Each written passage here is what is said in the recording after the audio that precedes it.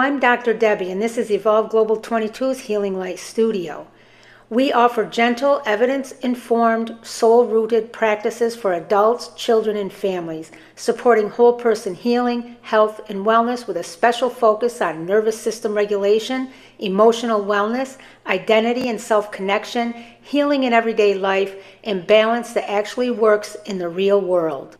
Our work is guided by the power of three: energy medicine, Ayurveda-inspired living, and herbal wisdom. We strive to help heal the whole person, a truly comprehensive, integrated approach. This work continue in a sustainable and accessible way. We have created Evolve Global 22's Healing Light Studio on Patreon. Patreon allows this work to exist without overwhelm, without high financial barriers, and without asking people to do more than they are able. There is a space for you here at whatever level feels right. Healing happens here. Wholeness lives within you.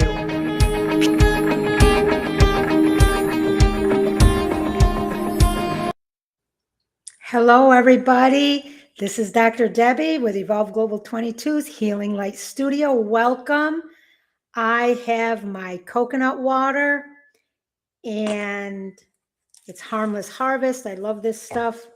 Grab something to drink. We're going to enter the healing circle soon. We are here together. Let me tell you, it's crazy in the U.S. We have a bad storm coming this weekend. They're saying it's likely to be the worst winter storm in a decade. We're talking about 10 plus inches in the Philadelphia area, possibly.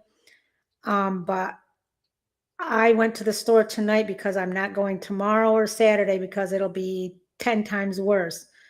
So wherever you are, if you're in the States, stay safe and be prepared.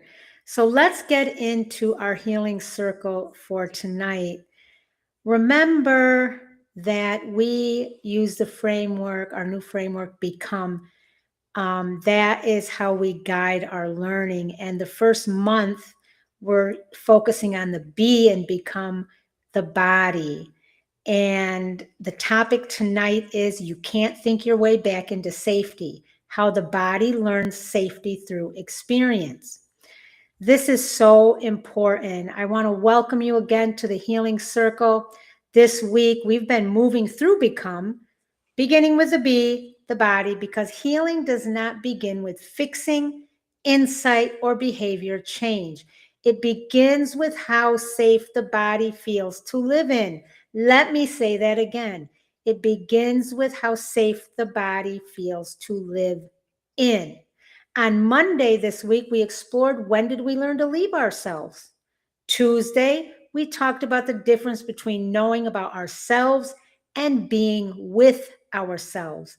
And then yesterday, we widened the lens and explored the body as a place to live, a living, conscious system, and why chronic illness and long-term symptoms make sense in context. Tonight builds from that understanding. Tonight is about how the body actually learns safety, because even when the story makes sense, the body still has to experience something new. As always, we have our 5 core learning points. Core learning point number 1, the body learns through sensation, not explanation. The nervous system does not respond to logic or reassurance. It responds to sensory experience, pace, temperature, sound, rhythm, and environment. That is why here at Evolve Global 22, we use various practices that connect with the senses, whether we're doing meditations, healings, release strategies, learning, whatever it is, we try to appeal at times when we can to the senses.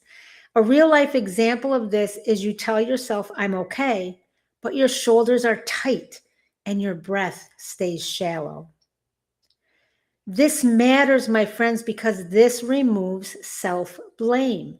The body isn't stubborn. It just hasn't felt safe yet. Think about this deeply. Where do I try to convince my body instead of support it? Core learning point number 2. Insight without safety can overwhelm a complex system. Understanding why something happened doesn't automatically tell the body it's over. For example, you've processed the past, but your body still reacts as if it's happening now. A prime example of this is anybody who's faced trauma. If they find themselves in a situation or circumstance and they feel any type of feeling or get any kind of sensory stimulation that is similar to or reminds them of that traumatic experience, they can feel and be as if they are back and it's happening right then. This matters because healing requires new bodily experiences, not more explanation. Think about this. Where has insight helped me and where has it felt like too much? Core learning point number 3. The body trusts repetition more than breakthroughs. The body learns safety through small, consistent signals, not dramatic movements or dramatic moments. Some real life examples of this are gentle routines, familiar environments, predictable rhythms. I mean, just as an example, if you go into an extremely unfamiliar environment, it feels uncomfortable at first. Trying to heal fast often keeps the body on alert. Think about this. What small, repeatable signal of safety could I offer my body? Core learning point number 4. Connection regulates faster than self-talk. The nervous system is relational. It's settled through presence, not performance. A child calms when someone stays nearby quietly. Adults are no different. We are wired for co-regulation. Think about this. Who or what helps my body soften without effort? Core learning point number 5. Choice is a biological safety signal. Choice tells the nervous system, I am not trapped. Choosing when to pause, when to stop, or how close to sit are real life examples of choice. It matters because consent creates safety, compliance does not. Think about this. Where could I offer myself one small choice tonight? Let's talk for a moment about what this looks like in real life, some challenges and support for our complex system. Some common challenges are, number 1, wanting healing to be quicker. The human tendency is we want everything yesterday, and it doesn't work like that, my friends. Healing especially does not work that way. Another example is frustration when understanding doesn't calm symptoms. Another one is believing something is wrong with the body. The body is created and wired to keep you alive. So when you have symptoms, it is doing what it's supposed to do to try to keep you alive. Now, it might not be doing doing it in the way that it should, because there's something that is not coming together. It's not working and performing in a cohesive way. What helps our complex system? Slower pacing, less pressure, gentle sensory input, predictability, and compassion over correction. Your body is not broken, it's protecting you. At Evolve Global 22, we always think about things or approach things from the perspective of the power of three and using the power of three. In energy medicine, safety is an energetic state. The body responds to subtle shifts in presence and environment before thought. Through the lens of Ayurveda-inspired living, rhythm and timing regulate the nervous system. Healing meets the body where it is. And through the herbal wisdom lens, plants communicate through sensation. Gentle support works with the body's pace. Together, the power of three supports the body without force. And that is, my friends, is why we use the power of three in our approach. Let's learn a shamanic practice tonight. It's called Earth Recall, calling the body back home. I'm going to guide you through it softly, but this is a wonderful grounding and calming and practice, and it also brings you into yourself, brings you back home. Number one, I want you to sit on the floor, in a chair, or you can stand.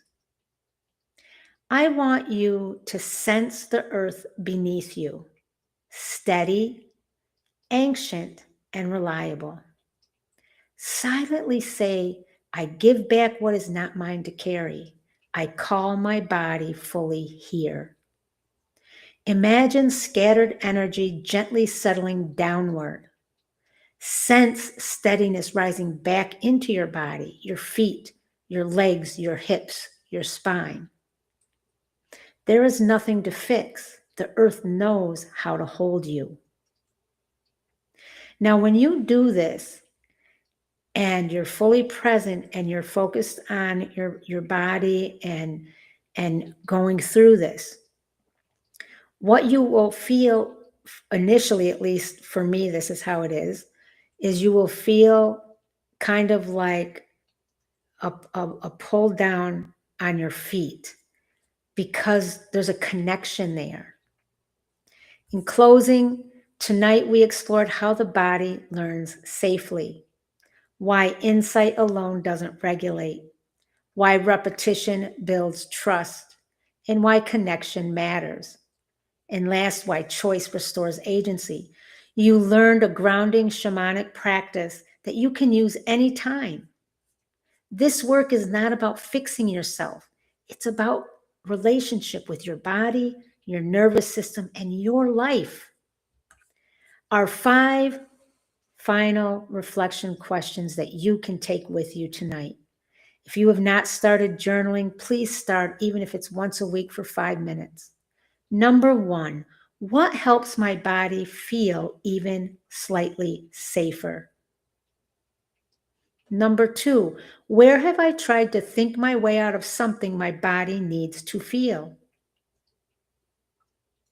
Number 3, what would slowness look like for me this week? Number 4, who or what helps me feel held? And number 5, what small choice could support my nervous system tonight? If tonight resonated with you and you're feeling the pull to go deeper, Evolve Global 22 Healing Light Studio and the Founders Circle is on Patreon. Patreon is where the body of this work lives. This is where we slow this down. We have more space, more integration, more practices, real life applications for adults, parents, caregivers, educators, healthcare workers, everybody.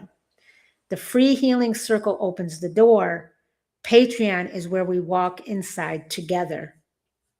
And don't forget, tomorrow night, I'll be joined with Heartful Muslima for our Friday Healing Circle collaboration. Together, we'll explore safety and obedience, choice, faith, and nervous systems, what healing looks like when devotion does not require self-erasure. It is a powerful, honest, and very human conversation, and you're warmly invited. Also, it's from an Islamic perspective. However, it applies to everybody, and everybody will be able to take something from it. The nervous system does not have a religion. Thank you all for being here. Your body is not broken. It's learning with you. Remember, healing lives here, but wholeness lives inside you. Peace, love, and light. I love you all. Stay safe.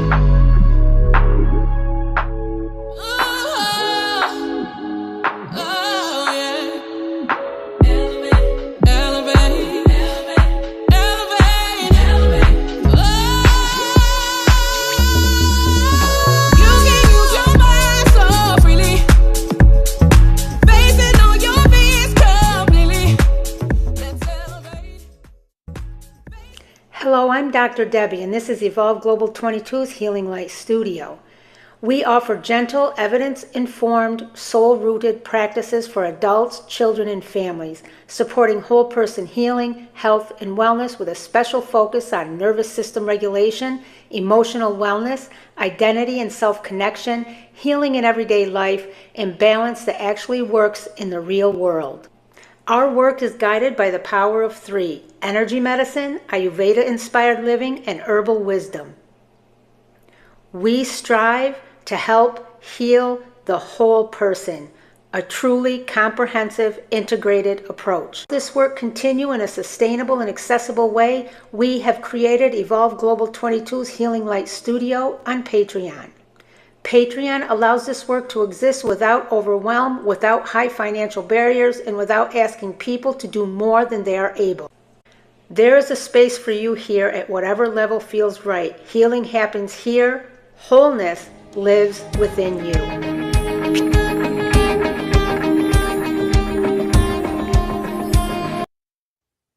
Hello, everybody. Welcome to Evolve Global 22's Healing Light Studio.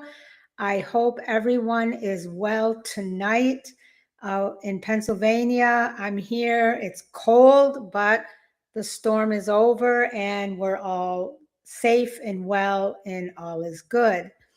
I am so grateful for you to be joining me tonight. This is week 2 in our first month under our foundation, Become. Remember, we're doing the B in Become, which stands for body. And that's driving everything for this first month. Now, tonight is exciting because I've taken the topic for today and we've merged it with our book, The Science of the Sacred, Bridging Global Indigenous Medicine Systems and Modern Scientific Principles. That way we can learn principles and information from the book as well as support our learning. And tonight is Chapter 8, The Natural Psychologist. It's embedded throughout our talk. It really goes hand in hand. So let's get into this tonight. So as I said, remember, we are remaining on our foundation of the month. The theme that drives us is Become, our acronym Become. B is for body. And when the body is asking for support, not answers, that's the topic tonight. And the science, sacred wisdom, and the body's natural intelligence. So when the body is asking for support, not answers,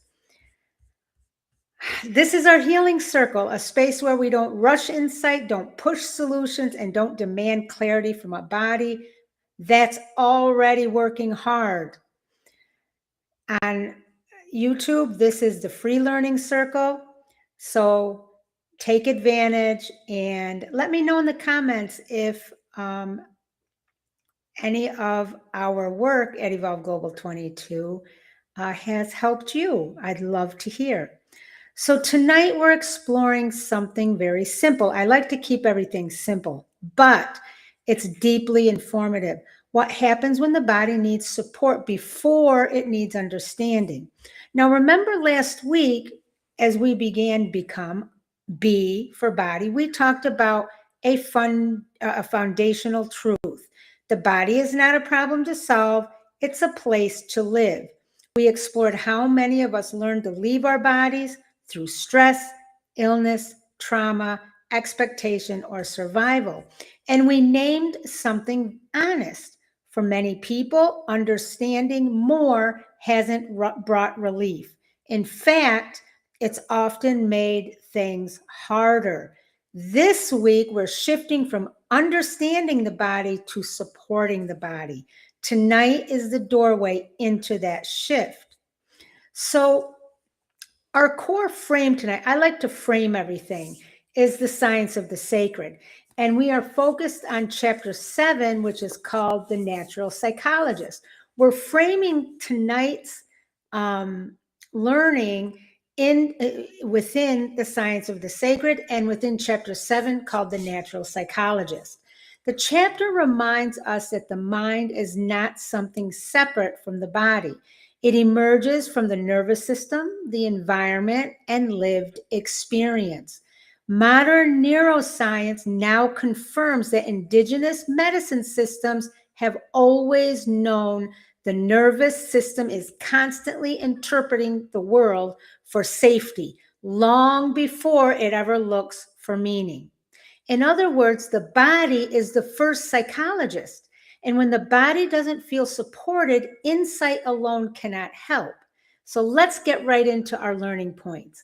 Learning point number 1, overwhelm is a signal. And the reason why I chose to focus on overwhelm is because this is something that I see every day, multiple times a day, no matter where I am, no matter what I'm doing. People are overwhelmed, and it's a signal. One of the most important reframes tonight is overwhelm is not failure. It is a signal that support is missing. Most of us were taught to ask, what's wrong with me? But both neuroscience and indigenous wisdom invite a different question. What is my body doing to cope right now? When we look honestly at overwhelm, it often shows up as irritability, anxiety, and emotional swings, brain fog, indecision, or looping thoughts, fatigue, tension, or sleep disruption, pulling away, overreacting, or numbing. These are not character flaws, they are communication. Like a smoke alarm, the body isn't broken, it's alerting us to something that needs attention. Think about this for a moment. What changes inside you when overwhelm is treated as information instead of failure? Learning point number 2. Perception depends on state. This is a big one. In chapter 7, the author explains something very crucial. Perception itself changes depending on nervous system state. Indigenous medicine has always taught that perception is relational, shaped by the body, environment, rhythm, and connection. When the nervous system is overwhelmed, perception narrows, threat feels closer, and options feel very limited. This is why people will often say, I know better, but I can't access it. Nothing is wrong with them. Their system is protecting. Support doesn't change thoughts directly. It changes the state from which thoughts arise. Think about this. Have you noticed how differently you see things when you feel supported versus when you feel overwhelmed? I know that if I'm overwhelmed, everything looks gray and dismal and dark. But if I feel supported, the same environment and situation, I can always see the ray of hope, the potential. What does it look like for you? Learning point number 3. Insight without support can harm. I'm going to say this one again. Insight without support can harm. This is where many people get stuck. They think if I could just understand myself better, I'd be better. But the science of the sacred is clear. Meaning comes after safety, not before it. When insight is demanded from an unsupported system, shame increases, self-blame intensifies, and healing feels exhausting. Insight without support is like asking someone to run on an injured leg. The body doesn't resist insight, it resists pressure. Think about this. Have there been times when understanding more didn't bring relief, only fatigue? Learning point number 4. The body settles when it feels met. Both neuroscience and indigenous wisdom agree upon this. The body calms when it feels not rushed, not judged, and not required to explain itself. Support without demand signals safety. This is why children don't calm through explanation. They calm through presence. And the same is true for adults, my friends. When the body feels met, regulation begins naturally. Think about this. What does it feel like in your body when someone stays with you without trying to fix you? Learning point number 5. Small support builds trust. Here's where compassion meets practicality. Many people say, I know what I need, but I can't do that. So healing doesn't work. It doesn't ask for more effort. It asks for less demand. Support that is small and possible builds trust. Support that is perfect but unreachable brings overwhelm. In indigenous systems, healing was never about dramatic breakthroughs. It was about consistent relationship. Support is a handrail, not a leap. Think about this. What shifts when support becomes doable instead of ideal? Now, of course, as you know, the power of 3 drives everything that we do. And the power of 3 is energy medicine, Ayurveda-inspired living, and herbal wisdom. So let's talk about how this teaching aligns with the power of 3. Okay, let's talk about the body. The nervous system reads signals and rhythm. Energy, relationship. It is attunement, presence, and safety. It softens the system. So this is why when you're present with someone who is struggling, that is simply enough for them to feel calm if you're just present. Let's talk about nature and the environment. External steadiness helps regulate internal states. When these 3 work together, healing becomes sustainable. Why this matters? Or let's go back for a minute. So we talked about energy and relationship and how presence, how the nervous system reads presence as safety and softens the system. when we talk about Ayurveda inspired living, what happens there is Ayurveda promotes and establishes rhythm. And the rhythm allows the body to feel safe. In herbal wisdom, herbs that are supportive,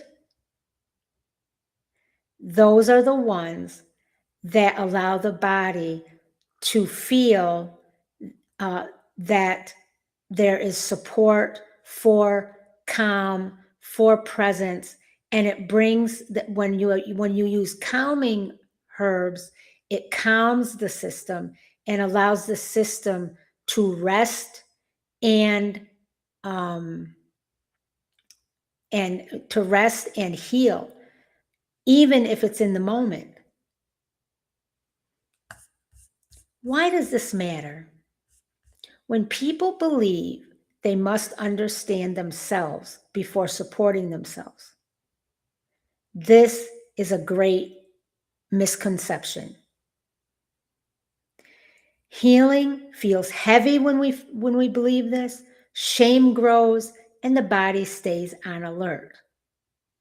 When support comes first, not understanding, when support comes first, safety returns, insight follows naturally, and wholeness becomes possible. This, my friends, removes blame, restores dignity, and this honors both science and sacred wisdom. As always, I have 5 reflection questions for you tonight. They will be in the description. If you haven't started journaling, please do so. At least 5 minutes a week, one day to start. Number 1, what signals has my body been sending that I've been trying to explain instead of hear?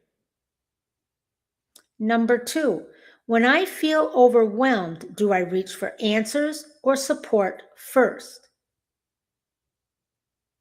Number 3, how does my perception change when I feel safe?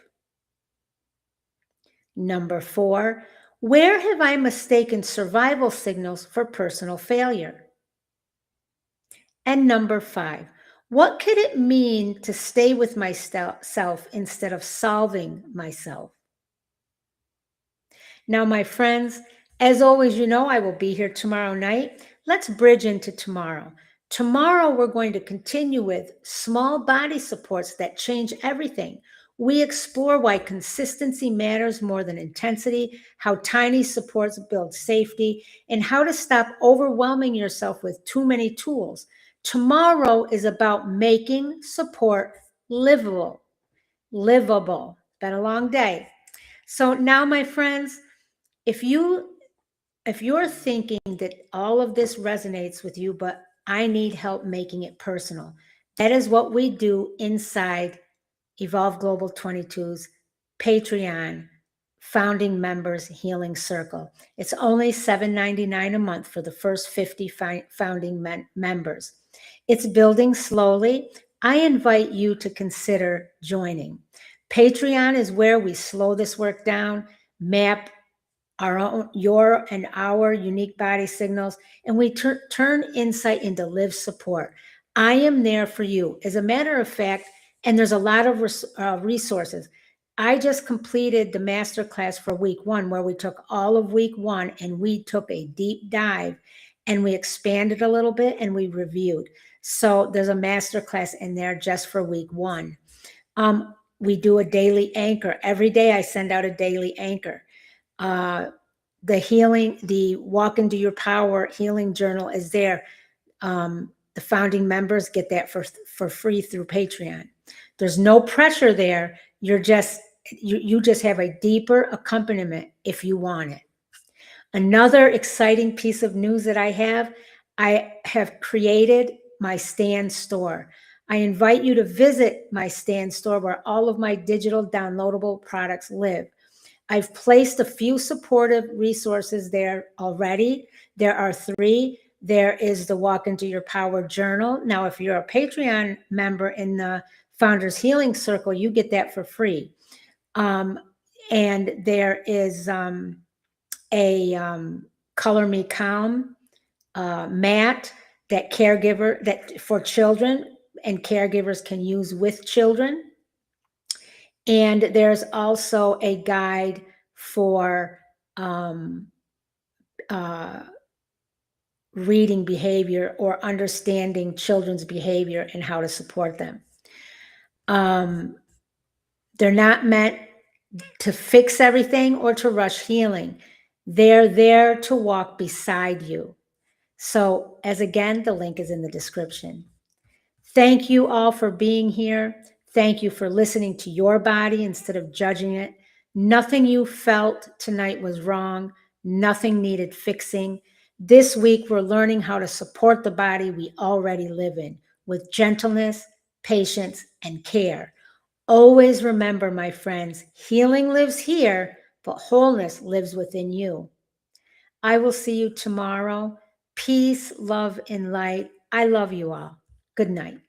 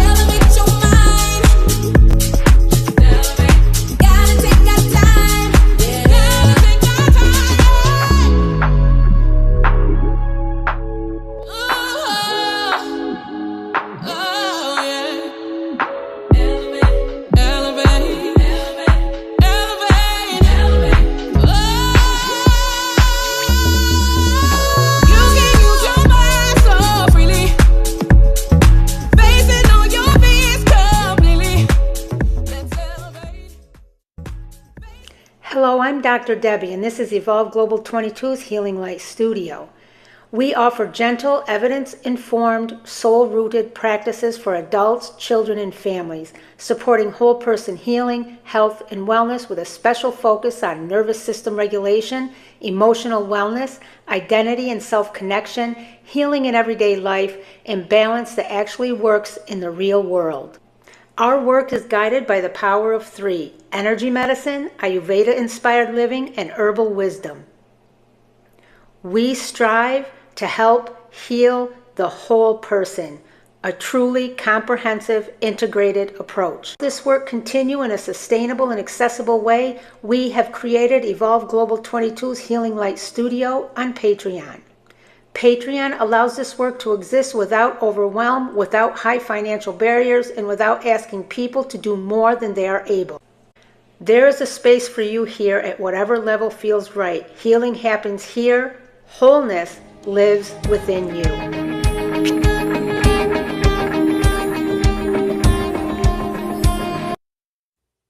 Hello, everybody. Welcome to Evolve Global 22's Healing Light Studio. For those joining for the very first time, if you don't know me, I'm Dr. Debbie, and I am so grateful you are here. Tonight is an exciting night because I have a lot to tell you. We have changed our format. There's big things coming, so I want to get right into this. So give me a minute. So once again, welcome everybody. I am so happy that you are here. If you're new here, this space is not a program, a class, or a place to fix yourself. It's a daily place to arrive. This week marks a beginning for us here at Evolve Global 22, a new healing circle format. one that's slower, more embodied, and more honest about how healing actually happens in real life. Now, on Patreon, we have the Healing Circle, which is a deep dive of everything here, master classes, in-depth practices, support. I come on, I do different supports, offer various types of supports. And this space is going to become our Healing Circle here, which is the free version. Each month, we are going to move through a framework called Become. B is for the body, E is for emotions, C is for connection, O is for orientation, M is for meaning, and E is for embodiment. Become is not a ladder, it's a cycle of return. We don't start with insight. We don't start with fixing. We start with healing where it actually lives in the body. This month, because we're going to go month to month, this month, which starts today, we're exploring what it means to live inside yourself again, instead of managing, fixing, or monitoring yourself. This community is a healing space for all, and especially for those who are tired of fixing themselves, feel emotionally or spiritually or physically exhausted, have done the work but still feel dysregulated or disconnected, are sensitive, deep feeling, thoughtful, and often the strong ones for others. And they desire healing that honors faith, body, wisdom, and nervous system safety. They want a community without pressure, performance, or comparison. You may be a caregiver, a parent, an educator, a healer. You may be a woman in midlife transitions. You may be spiritually grounded but weary of fear-based narratives. You may be a person rebuilding trust in their body, emotions, God, the universe, our existence. Those who are here are not looking to become better. They are longing to become whole. And one more important, exciting piece of news is on Fridays, our Healing Circle is going to become collaborative conversations where we explore themes through different lived, cultural, and faith-centered perspectives. This Friday, big announcement, I'll be joined by Heartful Muslima, where we'll explore what happens in the body when safety becomes linked to obedience. That conversation is rooted in Islamic reflection, but it's open, relevant, and meaningful for anyone because nervous systems don't belong to one faith and survival patterns are human. The Healing Circle space is a space of respect, learning, and shared humanity. Friday's Healing Circle is going to be great for any of you, if you've noticed that being good, compliant, or agreeable feels calming, even when it costs you your voice. You feel tension or anxiety when you're asked what you want. You learned consciously or unconsciously that obedience kept peace. You've experienced faith, family, or culture as something you had to perform correctly to feel safe. You want to understand fawn and freeze responses without being labeled or pathologized. Excuse me, it's been another long day. You're curious about how the nervous system learns safety, especially through compliance, and so many more things. Also, if you value conversations that are Islamically rooted and spiritually grounded, yet welcoming and meaningful to all people, you do not need to be Muslim to attend or benefit. You do not need to be religious at all. You don't need to be familiar with the nervous system language. You don't need to be comfortable sharing or speaking. You don't need to be good at healing. This Friday's Healing Circle is for anyone who's ever felt safer being obedient than being present, whether that came from family, culture, faith, or survival. This conversation is about understanding the body, not blaming it. It's Islamic rooted, human centered, and open to all. Now, let's get right into our topic tonight. And always remember, this is not a program, it's a living ecosystem of remembrance, rhythm, and return. You only need curiosity and willingness to listen. Our theme tonight is, when did we learn to leave ourselves? Now, remember, our B is body in our acronym BECOME. That's our framework. When did we learn to leave ourselves? Too many people have been taught directly or subtly that their bodies are the problems to solve, symptoms to manage, or obstacles to overcome. Our mission here is different. We are here to restore relationship with the body, with emotions, with meaning, with God, with the universe, with all that exists. So when did we learn to step away from ourselves? This is so important because before we talk about healing tools, practices, evolution, transformation, we have to name something essential. Many people aren't struggling because they are broken, my friends. They're struggling because they learned to leave. Now, right into our core learning point number 1.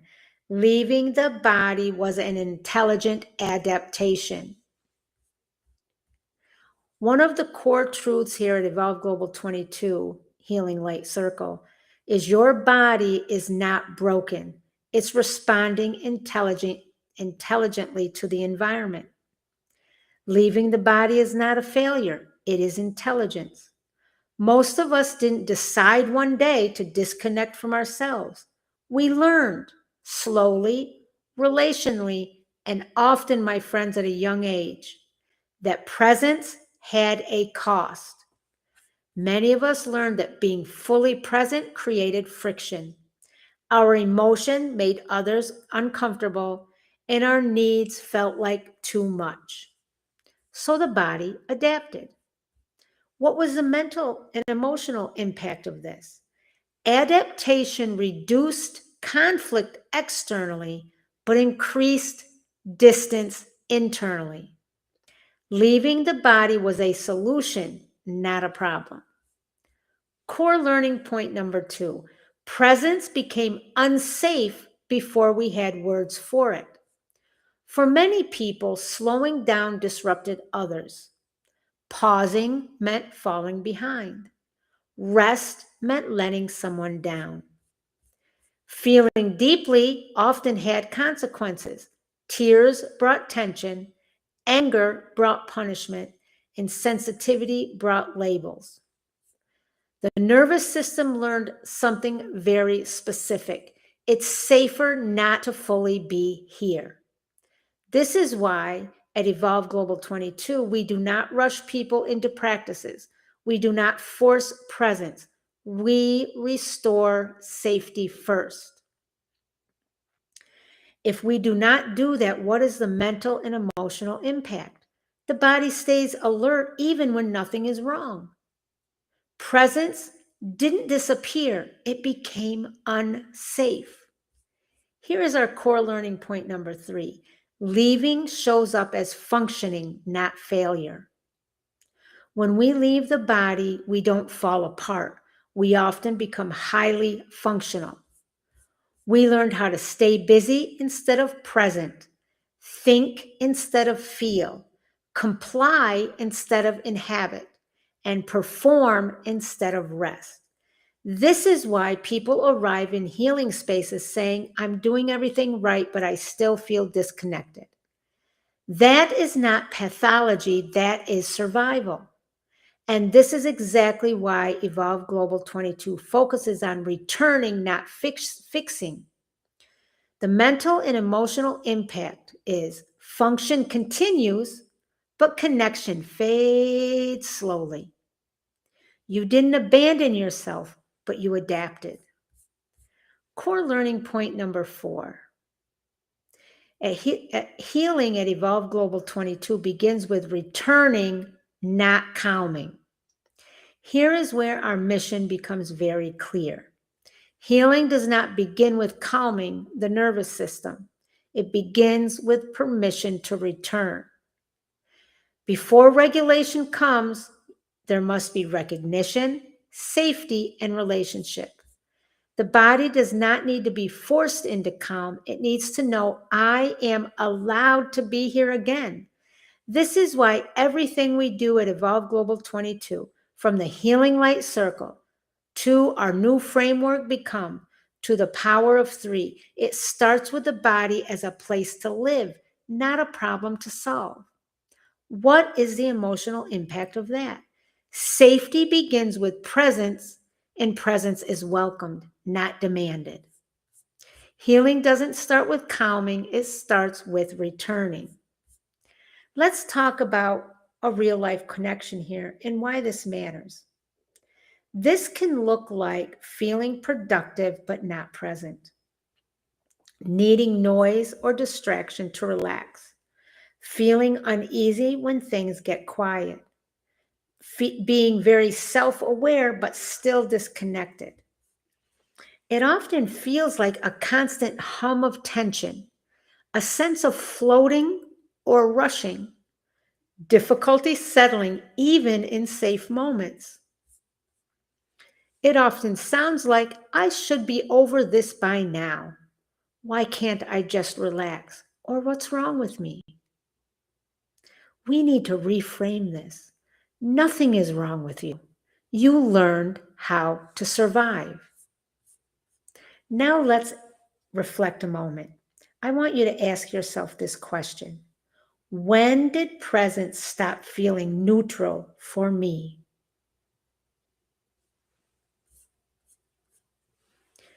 My friends, you left because it was wise. Your body chose what helped you survive the environment you were in. And if you're here tonight, it means something important. Returning is allowed now. At Evolve Global 22, we are not rushing people back into their bodies. We are rebuilding safety, relationship, and trust, one gentle return at a time.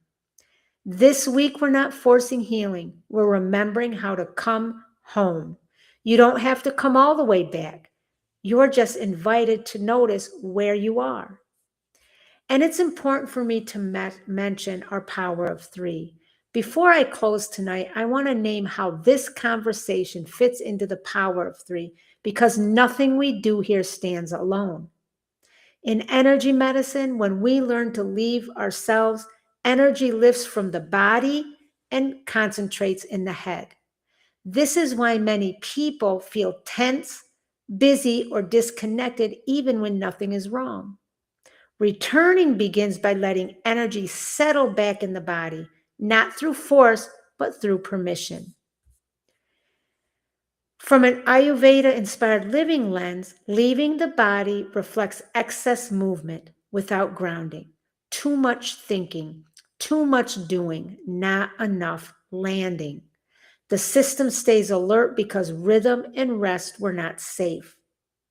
Healing begins by reintroducing slowness and presence in small, tolerable ways. An example of this is people who say, I can't meditate. And when you start meditating, you have to do it a little bit at a time, because you have to be able to tolerate being present for that period of time. And it's very uncomfortable for many people. Herbal wisdom. How do we connect there? In this area, the lens is, this is why grounding, nourishing plants support healing more than stimulating ones at first. They don't ask the body to change. They support the body in staying. Just like our work here, they meet the system where it is and invite gentle return. The power of three reminds us healing is not about doing more. It's about coming back into relationship with the body, with the mind, with the soul, with the spirit, with the life, with the universe, with our creator, with ourselves. Now, I'm going to leave you with two reflection questions. If you have not started journaling, please take 5 minutes out of your week, one night to start. and journal and think deeply about these questions that I leave you with each night.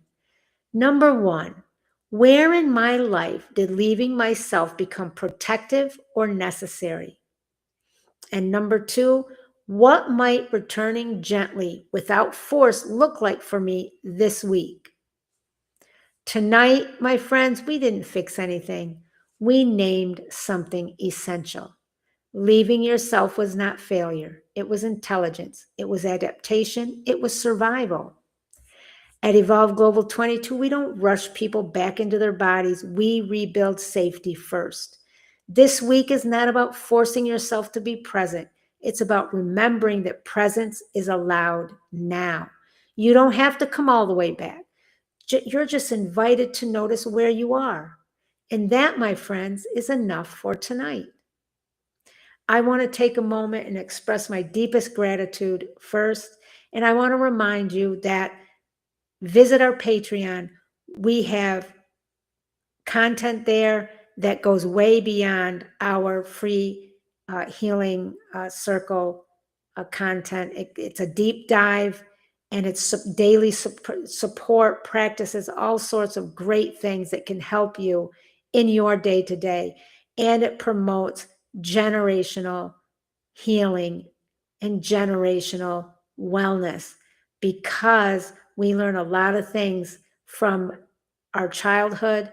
And parents, it doesn't matter how great of a parent you are human. There will always be mistakes. When you have support, when you have guidance, when you have tools that you can use, things that you can share with your children that you may not have had access to before, check it out. Go over to Patreon. Evolve Global 22's Healing Light Studio is there. The Healing Circle, the first 50 founding members, it's only $7.99 a month. So check it out. On that note, my friends, peace, love, and light to all of you. I love you all. Take care. It's Dr. Debbie with Evolve Global 22's Healing Light Studio.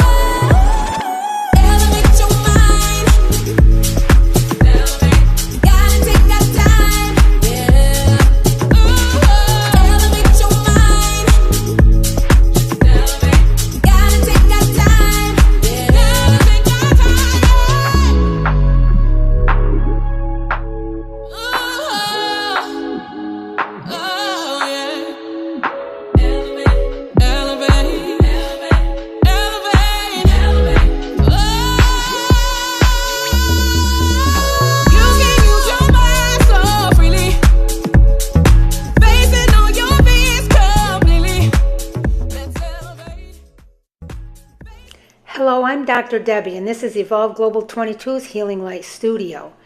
We offer gentle, evidence-informed, soul-rooted practices for adults, children, and families, supporting whole person healing, health, and wellness with a special focus on nervous system regulation, emotional wellness, identity and self-connection, healing in everyday life, and balance that actually works in the real world.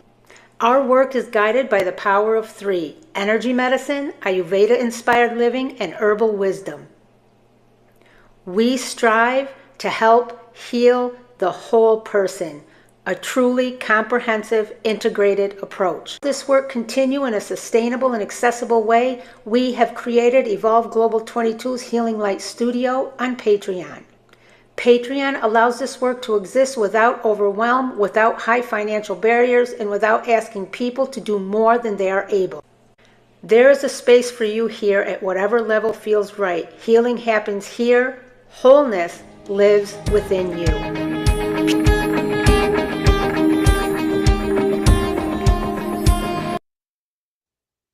Hello, everybody. This is Dr. Debbie with Evolve Global 22's Healing Light Studio. It is Friday, and what a full week we have had. Welcome, welcome. I want to express my gratitude for you coming here tonight. Welcome back to the Healing Circle as we arrive together tonight. Let's take a moment to remember what we have been exploring this week, not as information, but as a lived experience in the body. Remember, on Monday, we explored how many of us learned to leave our bodies in order to survive, how disconnection wasn't a failure, but a wise response to overwhelm. Then on Tuesday, we explored how monitoring ourselves and others often replaces presence, how staying alert became a way to stay safe. Then on Wednesday, we explored what it means to live inside the body again, not fixing it, not managing it, but inhabiting it.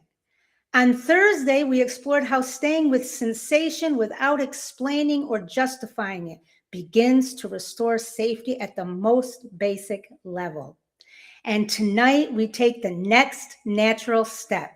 As we begin returning to the body, a deeper pattern often comes into view.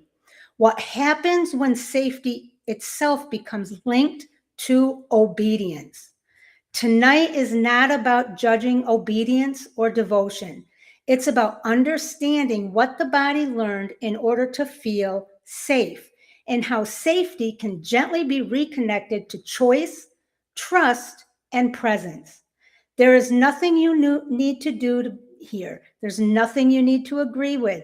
Just notice what it is like to be here. And I want to begin tonight with a simple question. One we're not trying to answer quickly, just stay curious with. What happens when safety itself becomes linked to obedience? And tonight's Healing Circle, I have a special guest. I am working with Heartful Muslima. This conversation includes an Islamic reflection, but it's open to everyone because, my friends, the nervous system, survival strategies, and the longing for safety is a human experience. This is not about judging obedience.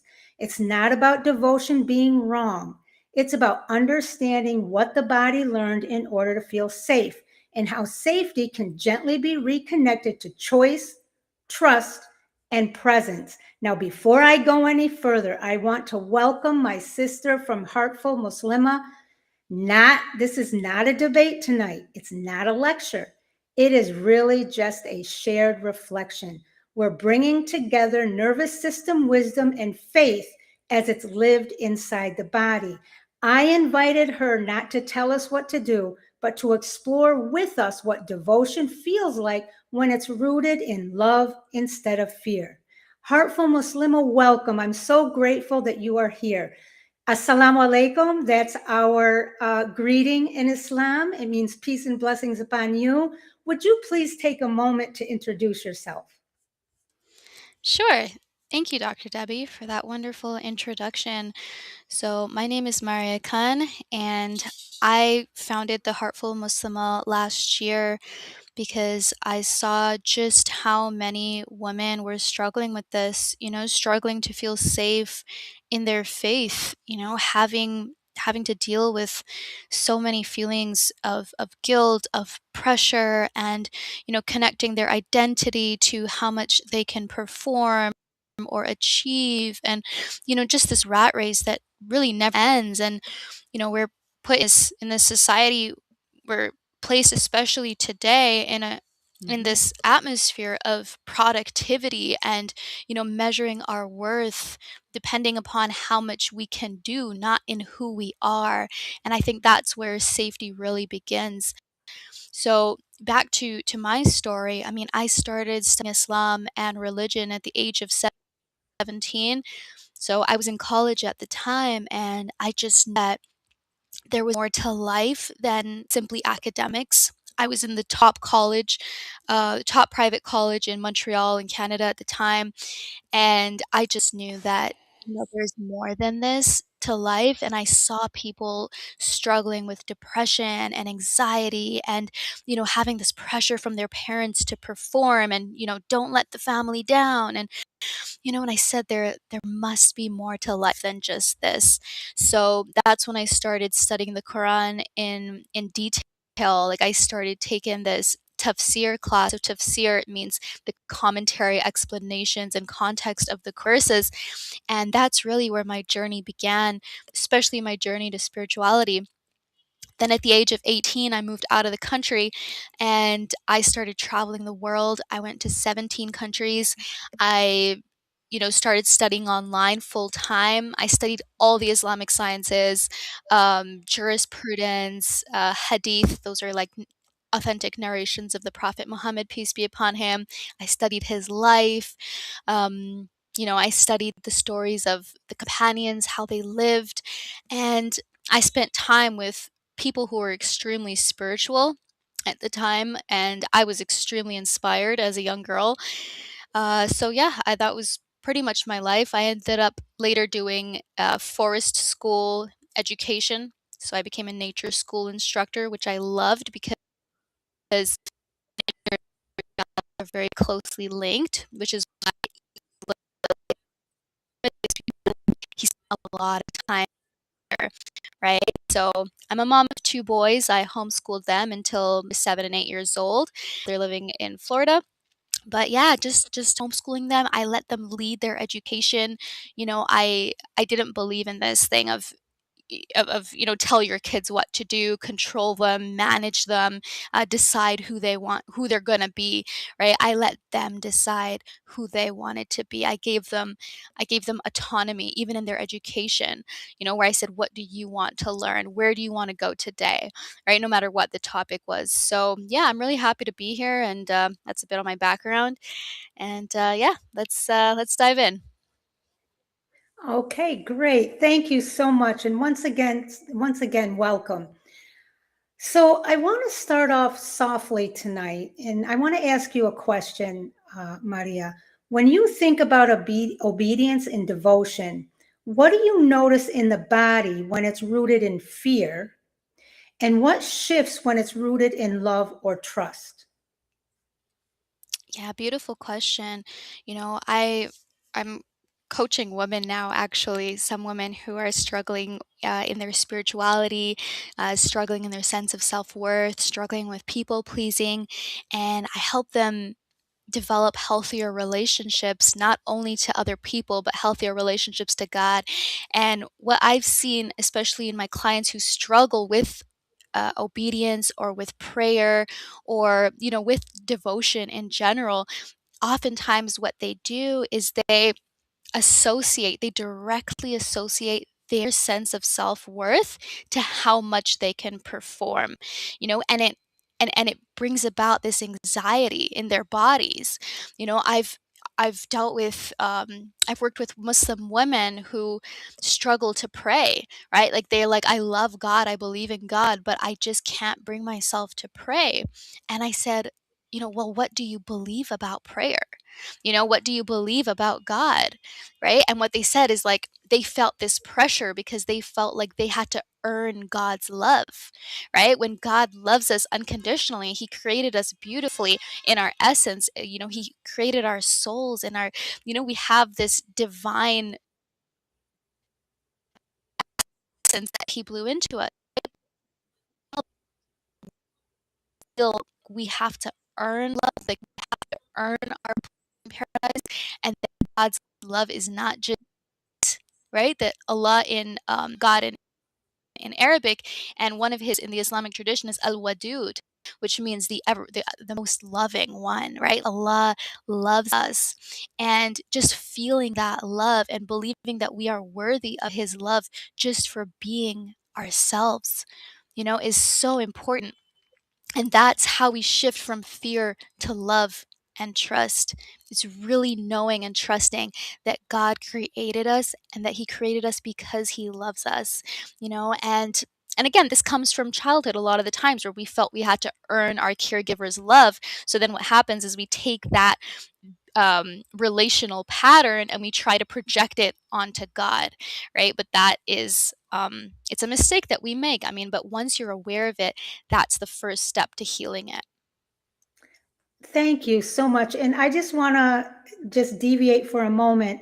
Um, Sister, you are currently out of the country, and every once in a while, your internet speed or something must slow down or glitch, because once in a while, to all of those who are watching us, when her voice it kind of gets a little sketchy, or it gets a little robotic, or you might not be able to understand a word here and there. So if that's happening, please forgive us.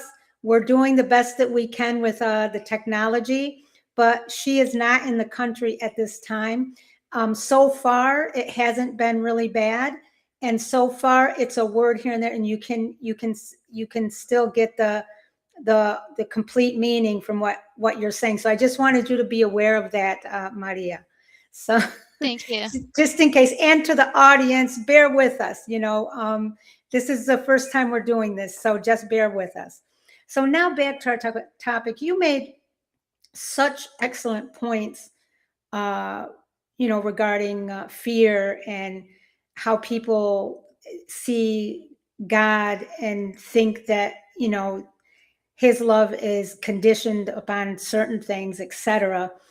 And, I'm reminded, because I was not always Muslim. And at one point in my life, I was very involved in the church. And then being an American, there's parts of our country where evangelical Christians, which are very, fire and brimstone kind of thing, going on, where it's present, religion oftentimes is presented in a way that creates fear. And then I lived in the Arab world. Now, this was after I reverted to Islam. I lived in the Arab world for several years, and I've been back and forth between the Arab world and here many times. I know the culture, particularly the Egyptian culture, very, very well. And there's kind of like the same idea that, children are raised, or people are taught to believe, not in all, whether we're talking about evangelical Christian or we're talking about Islam in the Arab world or whatever.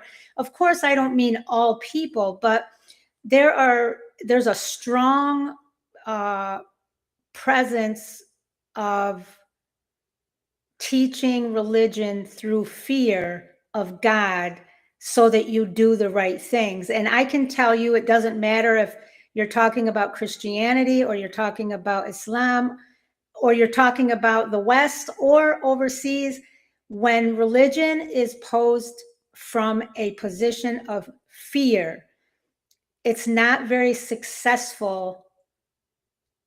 It's not very successfully implemented, oftentimes, for many, many people in their daily lives. And, a lot of things are hidden. A lot of things are not practiced. People give up. So there's a lot to this. Thank you for making those wonderful points. So let's turn this a little bit. I want to talk a little bit about the nervous system and how the nervous system can learn obedience as safety. And one thing that we talk about a lot at Evolve Global 22 is that when safety feels uncertain emotionally, physically, or even spiritually, the nervous system looks for patterns that reduce threat. So if at some point obedience or compliance reduced conflict, prevented punishment, or preserved connection, the body, my friends, remembers. Now, as a belief, as a bodily, it doesn't remember it as a belief, it remembers it as a bodily memory. And that's why obedience can actually feel calming at first, because threat responses turn down, they go down. But over time, tension can build. resentment builds, or the body can collapse. When obedience reduces danger, the body learns to repeat it. And in repeating it in this way and thinking this way, the tension continues to build. And of course, there are outcomes that we don't desire. So I want to just pause for a minute, because this doesn't live in theory. It lives in our daily life. So where do you see obedience becoming linked to safety, especially for women navigating faith, family, and belonging, Maria? Yeah, I think this starts when we are young.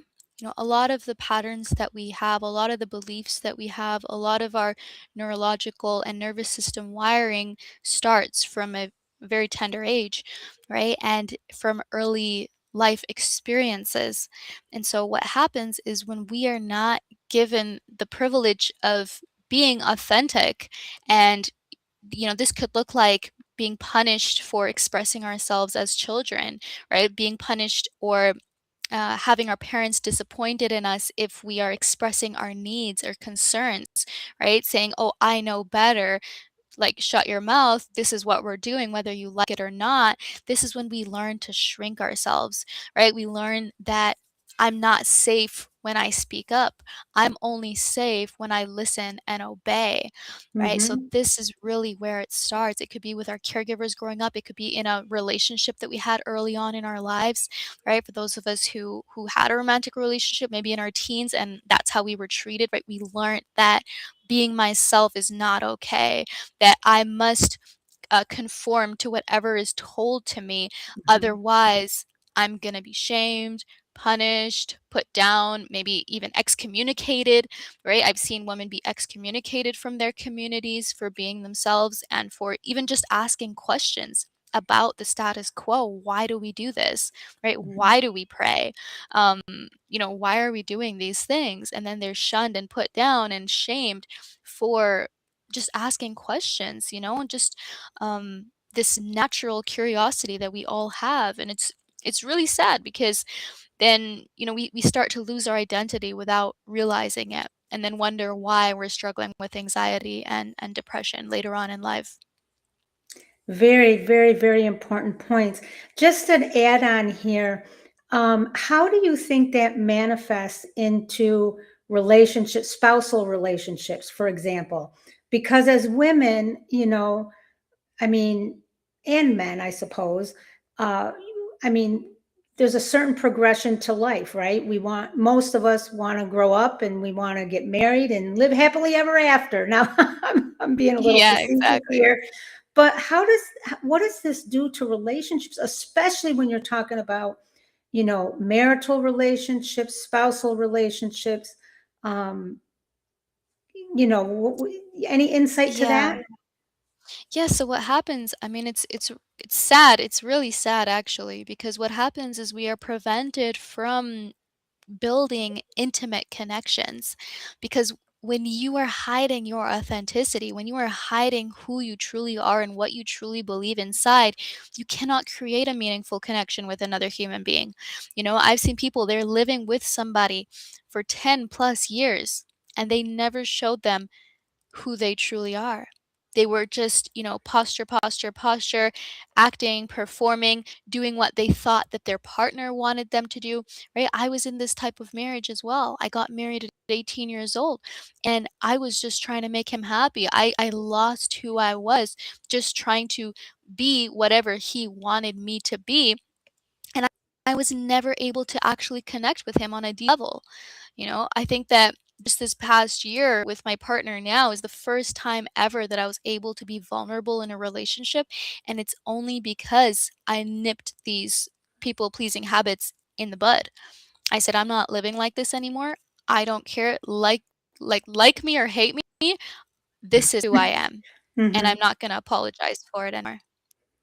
Thank you. Thank you. Something that comes to mind is when being good can activate what is known as fawn or freeze. And something else we see a lot in the body are two nervous system responses that often get misunderstood: fawn and freeze. The first one, fawn, if I please, if I stay agreeable, if I disappear emotionally, I'll be safe. And the other is freeze. If I don't choose, if I don't move, maybe nothing bad will happen. These aren't personality traits, they're intelligent survival responses. Now, fawn can feel like a tight chest, shallow breathing, a busy mind. Freeze can feel heavy, foggy, or low energy. What's happening here, my friends, is your nervous system learned that being good, your nervous system learned that as protection. So, Maria, based upon what you just said previously, and what I just highlighted here about fawn and freeze, how do you see being good slowly turning into pressure or fear in faith-centered lives? Because I really do believe, I've come to believe based upon my experience, observations, and all the sorts of things that I've come across throughout my many years of being alive. I think that in some religious um, circles, this is a huge challenge. And I don't know, what do you think? Yeah, I think it's extremely dangerous to put these types of identities on ourselves and even others and even our children, especially being like, oh, you're a good boy or oh, you're a good girl, right? Because what does that even mean? Oftentimes, what that identity comes with, what it actually means, is that you listen to what you're told, right? That, oh, you do as I Yeah, say. That's what makes you good. And so I like, personally with my children, I never used that. I never said, "Oh, you're such a good boy," ever, ever. I'm like, "Because you are you, and that is enough. You're not a good boy, you are yourself. And I love you because you're you. You don't have to listen to everything I say. You can question me. You can question God. Like my kids questioned God all the time, saying like, "How do we know he exists? We can't see him." Right? And I let them. I embraced those questions. In fact, I like they got rewarded for asking questions like that because I said, "I want you to be a critical thinker. I don't want you to follow like a sheep." I said, "You are a human being and you have been given your intellect for a reason." And Allah, God in the Quran asks us so many times, reflect, ask questions, right? Be curious, be yourself. And that is wired because when we are again, back to the question, right? How can being good turn into pressure? Well, yeah, because we have to act the part, right? And mhm, anytime that you're yeah, acting anything, you're not being yourself. Yeah. And so, how can you create a meaningful relationship with God when you are not even? absolutely, absolutely. And really, what this boils down to is fear-based obedience disconnects us from choice. Because we're disconnected from our creator, we're disconnected from ourselves, we're disconnected from the universe, like we're just completely disconnected as a result of this way of thinking, right? So when obedience is rooted in fear, something subtle happens inside. Desires start to feel unsafe, intuition feels suspicious, choice feels dangerous. So when someone asks, what do you want? The body might tighten or freeze or defer. The loss of agency often shows up as anxiety, collapse, or chronic self-doubt.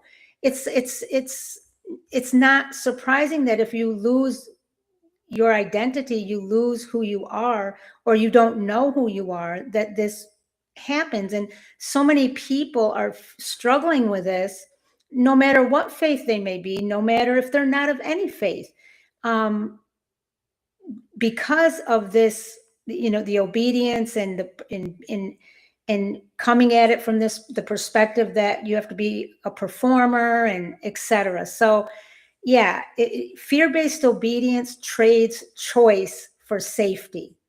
So another question, another thought here, Maria. What do you notice makes choosing feel so scary for people, especially in spiritual spaces? Yeah, I think it's a lack of self-trust. So, in order to go against what you're being told, you need to have a level of self-trust. You have to believe your own judgment.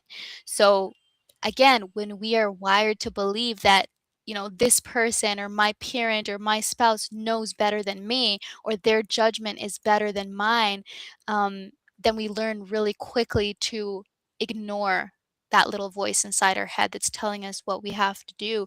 We learn to self erase. We learn to self abandon because we're like, no, no, no, they know better than me. And again, this is a travesty because we are disconnected from ourselves more than ever before, especially when we live like this. And it's sad when this is in spiritual spaces because spirituality means connecting with God, connecting with the Creator. But again, we can't do this when we can't even make a choice for ourselves, right? Because connecting with God is a choice. We need a sense of agency, and guilt and shame are huge obstacles in spirituality. People think that if they have shame that they have humility, but shame and humility are fundamentally different, right? Shame is when you're beating yourself up, beating yourself down for making mistakes, and humility is when you're like, God, I surrender this to you. This is too much for me. I can't heal myself. I need you. I need your divine help, right? Like surrendering to Allah, to God. That Mhm. is humility. And that is what we want to do, rather than feeling the guilt and the shame of, oh my gosh, what if I make a mistake, right? Because we're surrendering that the outcome is in God's hands, not ours.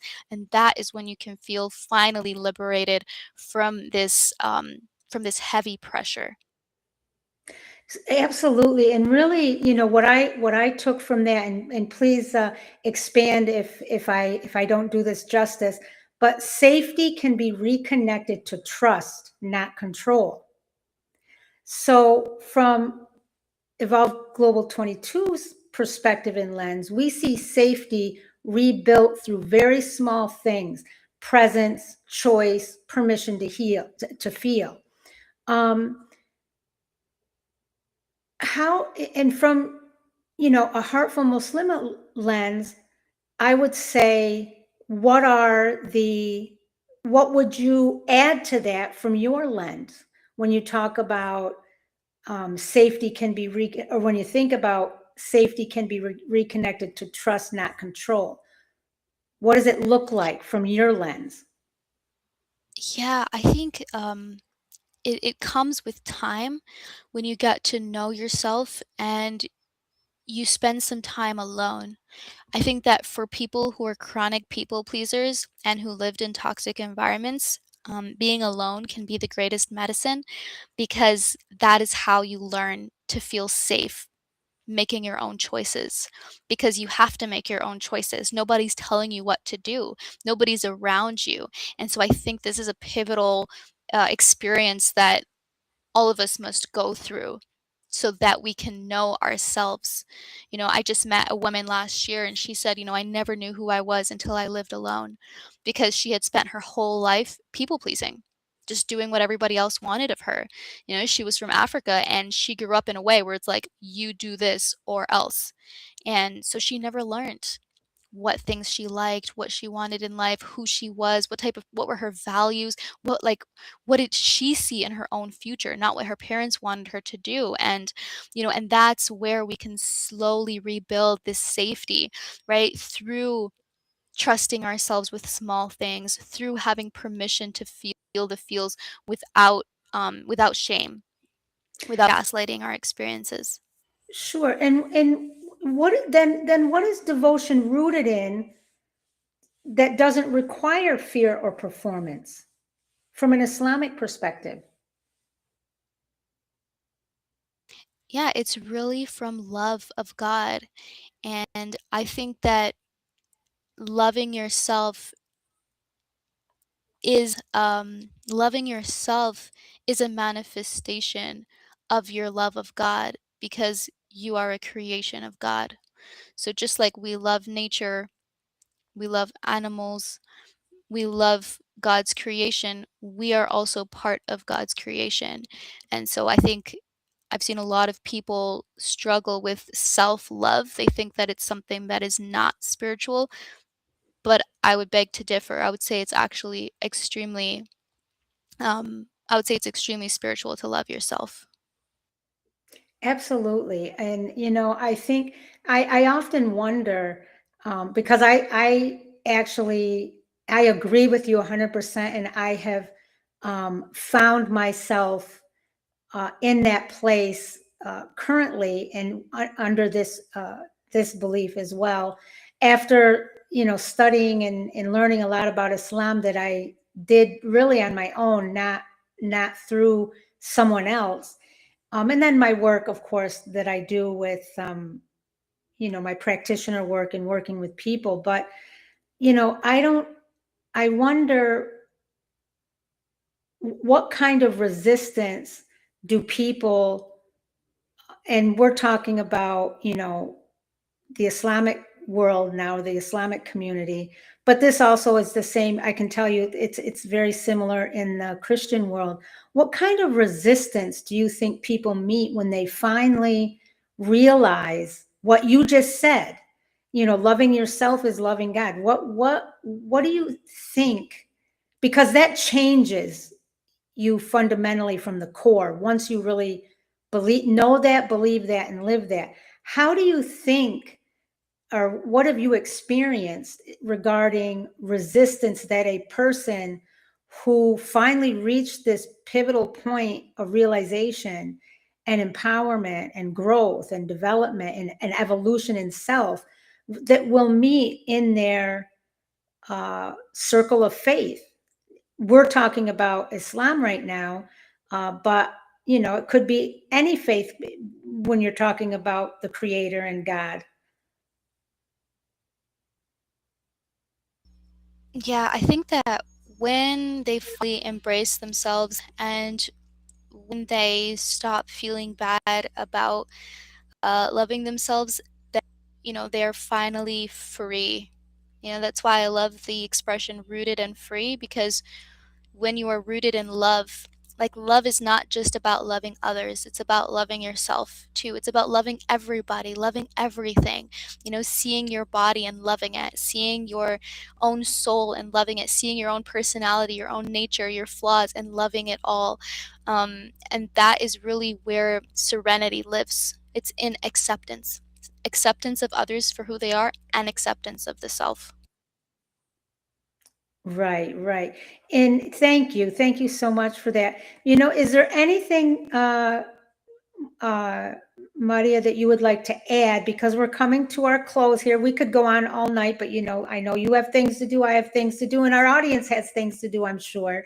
But is there anything you would like to add? I would say one last thing is just, to be aware when your body is telling you something. When you're feeling anxious, when you are feeling like shrinking yourself, when you're fawning, right? You're people pleasing, and when you're in freeze mode. So I've seen a lot of women fall the trap of shaming themselves being in freeze mode. Why can't I just get anything done? Why can't I do the dishes? Why is my house always messy? And I tell them that it's a message, right? It's the freeze state is a symptom of something much deeper. And it oftentimes roots from feelings of lack or feeling like you're not enough as you are, and so healing the beliefs that you have will heal your life. Absolutely, absolutely. And we work on that every day here at Evolve Global 22's Healing Light Studio, hence the circle, right? So everybody, thank you for joining us. I want to remind you that if tonight resonated with you and you want to explore this more deeply, especially on how the body learns safety over time, Evolve Global 22's Healing Light Studio is on Patreon. Please go there and check it out. It's where we do deeper, slower work together, and we walk this path of healing together. And now I would like to leave all of our guests with a special blessing tonight. You are not broken for learning how to survive, and you are allowed to relearn safety, thought, trust, and presence. And Maria, would you like to leave our audience with a final special note for them to take with them tonight? Sure, yeah. Just remember that you are loved more than you know, that you are always enough and you are never too much, and trust yourself. Trust yourself. You know you have a God-given intuition. You have an internal wisdom. So follow it, and remember that our Creator does not ask us to shrink or disappear, that He wants us and He created us uniquely so that we could be ourselves just as He made us. You don't have to change who you are. You are beautiful. Thank you so much. And everybody, once again, thank you for being with us tonight. Remember, this is Evolve Global 22's Healing Light Studio. This is the circle that is free and available to all publicly on our YouTube channel. And remember, healing lives here. Wholeness lives within you. Peace, love, and light to all. I love each and every one of you. Thank you again to our guest. Bye-bye and stay safe.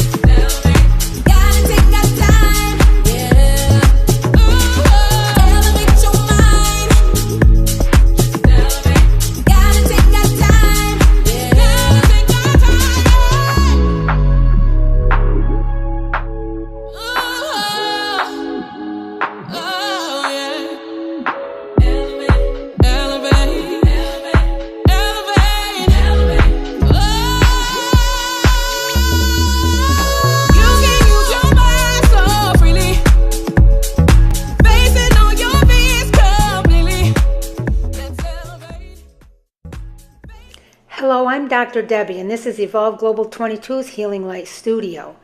We offer gentle, evidence-informed, soul-rooted practices for adults, children, and families, supporting whole person healing, health, and wellness with a special focus on nervous system regulation, emotional wellness, identity and self-connection, healing in everyday life, and balance that actually works in the real world. Our work is guided by the power of three: energy medicine, Ayurveda-inspired living, and herbal wisdom.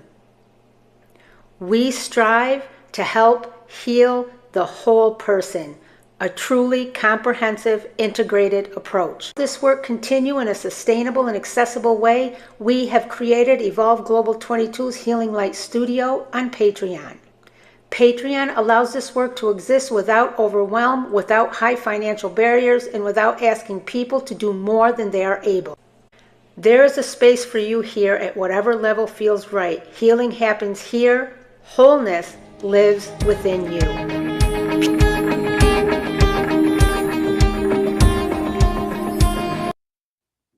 Hello, everybody. Welcome to Evolve Global 22's Healing Light Studio. For those joining me for the first time, I'm Dr. Debbie, and this is a space where we learn to heal together. And I want to get into tonight's topic right away. Tonight is Tuesday, January 27th. It's hard to believe that January is almost over. Remember, this month we are talking about the B in Become, which is our framework for healing, which is grounded, of course, and founded upon our power of 3. But B for the body. And tonight's topic is small body supports that change everything. Why tiny adjustments help the body settle faster than big plans. Once again, welcome. I'm really glad that you're here tonight. This is our free healing circle, a place where we don't demand transformation, don't push progress, and don't turn care into another responsibility. Tonight is for anyone who has ever thought, I know I need support, but everything feels like too much. If that's you, you're not behind. You're listening honestly. What we will explore tonight, my friends, is we're talking about small body supports, the kinds that don't look impressive, don't require motivation, and don't need a plan. We'll explore why the body responds better to tiny adjustments than big intentions, and how consistency creates safety in the nervous system, and why doing more often backfires when the body is tired. Then we'll go into how to choose one support that actually fits your life, and then how small supports can quietly change everything. Let's bridge back a little bit into some of what we've learned already in prior live streams. For example, yesterday, we talked about how the body often asks for support before insight. We named that overwhelm is not a personal failure. It's a signal that support is missing. Today builds directly upon that truth. Once we recognize the body needs support, the next question becomes, how much support can the body actually receive? And this is where many people unintentionally overwhelm themselves again and even more. The core truth for today is this: the nervous system does not relax because you made a good plan. It relaxes because it recognizes predictability. The body doesn't need intensity, it needs to know what's coming. As always, we have our 5 core learning points tonight, and we will start with core learning point number 1. Big plans can feel like pressure to the body. We often associate healing with commitment, new routines, new labels, new schedules. But for a body already under stress, big plans can feel like another demand. Just imagine a body under strain doesn't want a mountain to climb, it wants a place to sit. This is why, my friends, for example, if anyone has been here, I know I've been here and done this many times in my life. All of a sudden, you're like, I'm going to change my life.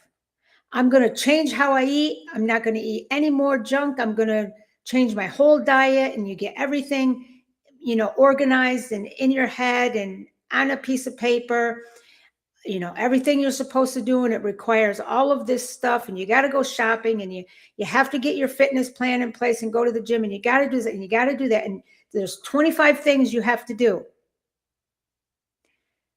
What usually happens?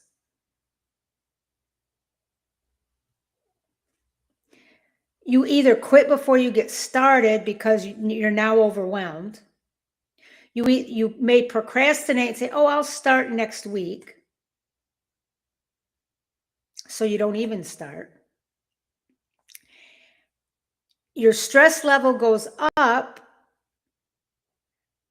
since you're now overwhelmed, which means you're putting pressure on your body systems. Maybe your blood pressure is increasing. Maybe you're more agitated. You're more emotionally unstable. You're snippy with people. You're nervous all the time, or maybe you withdraw.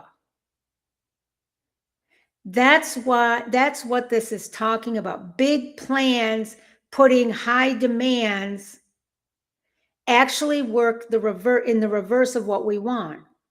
We don't want to shut down ourselves due to overwhelm, or we don't want to, you know, make ourselves crazy and we end up, nobody can live with us, for example. Think about this. When you think about doing everything right, does your body soften or tighten? That's what I'm talking about right there. Learning point number 2, the body learns through familiarity. The nervous system organizes around what it recognizes. The same time, the same place, same simple input. That's why children calm with routine and why adults do too, even if we pretend otherwise. This is a really, really important point. I have said on every live stream, I think, since I started, at the end, or when we get to our 5 reflection questions, I'll say, start once a week just for 5 minutes. Start journaling once a week just for 5 minutes. I didn't say journal every day. I didn't say make it a half an hour. Just do one thing and establish that in a routine if you're not doing it, because it's something new. Why? Because the body likes and functions well and experiences safety through what it recognizes as familiar. Just think, if you have a daily routine and you try to add or take away something from it, it's very uncomfortable. So when we are trying to make changes in ourselves, it's the small things that count over time, because the body will become able to recognize it, and then that becomes part of your new routine naturally, not forced. So let's think of a real life example of this then. Think about how your body responds to a familiar chair, a favorite mug, or a regular parking spot. Nothing special, just known. It's amazing. I was in K-12 education for many years, and we have all teacher meetings and orientations and all sorts of things, types of meetings that go on. And usually there's the same meeting room that you go to each time. And it's amazing how most people go and they sit in the same place all the time. Why? Because it's familiar. So think about some real life examples in your world. Learning point number 3, small supports lower the cost of care. Large changes require energy, decision-making, and follow-through. Small supports cost very little. Examples of some new small reports, different from some of the things that we've talked about. Turning off background noise before answering a message. Sitting instead of standing while thinking. Letting yourself arrive early and do nothing. Choose one comfortable outfit instead of the right one. And eating something simple before hunger turns sharp. These supports don't fix anything, they lower the strain. Now, I have a question for you that I want you to think about. Which small adjustment would reduce effort for you right now? Learning point number 4, too many options can dysregulate. This is a big one. Many people collect tools, tips, and routines and then feel worse trying to choose. The body settles when options are limited. One support is often more regulating than 10. For example, the body prefers one open door over a hallway of choices. Now let's think about this. If you reflect on your days and some of the norms within your day, and you are searching for answers to a problem, whether it's a problem at work, a problem in your life, and you have 30 answers you're going through. That's too much. It's going to overwhelm you just trying to make a choice between the 30 answers. How about one or two, three to look at? So just remember that metaphor of the body prefers one open door over a hallway of choices. What happens when you allow yourself to choose just one thing? Make a choice make a choice for just one thing, not 10 things you're going to do out of the 30 things that you were reviewing. Learning point number 5, repetition builds safety quietly. Safety is not created by doing something once. It's created when the body learns. This happens again. That's how trust forms, not through effort, but through return. And we've talked about that. Safety is not a breakthrough, it's a rhythm. Now, how does this play out in real life, and why does it even matter?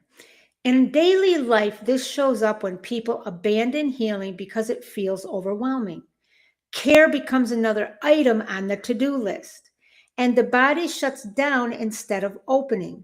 Small supports keep the door open. They allow care to live inside life instead of outside it. So, why do small supports work, and how are they connected to our power of 3? So, remember, we're talking about small adjustments reduce physiological load. In energy medicine, consistency reduces inner pressure and self-judgment. So when you have consistent practices where you are channeling your energy, using your energy, releasing negative energies, etc., then it reduces that inner pressure, because now you've gotten rid of all the junk, and you've gotten your energy moved around and channeled and in the right places. You've cleared out, you've readjusted. That's why energy healing is so important. And then because you've reduced the inner pressure, because you're more balanced, self-judgment goes down. Self-criticism goes down. Now, when we talk about Ayurveda-inspired living, I always go back to rhythm. There's a rhythm in nature. We're part of nature. Repetition mirrors natural cycles the body already trusts. Together, these both, the energy and the rhythm, creates a felt safety, not forced change. So if you're doing the energy work and you are aligned with Ayurvedic inspired living principles, first of all, that you know them and you understand them and you apply them, what happens is you become more aligned with the natural rhythm of your body, because we are aligned with nature. We're part of nature, which works in cycles. So let's talk about some quick support ideas, just small ones, not practices, just options. In Ayurveda-inspired living, for example, you can warm your hands before touching your face. So you just warm your hands, rub them together, or run them under warm water, whatever you want, and then just touch your face. Now, remember what happens when you touch your face when you're very cold, and now when you touch your face and your hands are warm. What's the difference? Another small, quick support practice: eat one meal at the same time daily. Because of our busy lives and everything, maybe you can't do 3 meals a day at the same time every day, but choose one and eat that at the same time every day. That is a way to have a rhythm within what you are doing that is directly entering in your body and impacting your body. So you develop a rhythm between your eating and your body. Pause between switching tasks. When you're going from one in your quick day, going from one thing to another, just pause between them just for a little bit. In energy medicine, for example, let's talk about some energy inspired small little supports. Lower your shoulders before responding. We tend to get all tightened up like this all day long. Well, before responding to something, just take a moment and just release. Let your shoulders fall. Another one, exhale longer than you inhale once. Another one, place attention on the soles of your feet. Some herbal medicine inspired supports. Keep a steady scent nearby. It could be mint, citrus peel, or lavender sachet. Drink something warm between activities. Or step outside briefly without a goal. Try some of these and let us know in the comments if you re-listen to this, and let us know. Let me know how it worked for you or what you found helpful for you. Now our 5 reflection journal questions. If you haven't started journaling, please do once a week, 5 minutes just to start. Number 1, what kind of support feels possible for you today? Not ideal, just possible. Number 2, where might I be asking my body for more than it can give? Ask yourself that. Number 3, what does my body respond to when things are familiar? Number 4, how do small supports change my sense of pressure? Number 5, what would it mean to trust repetition instead of intensity?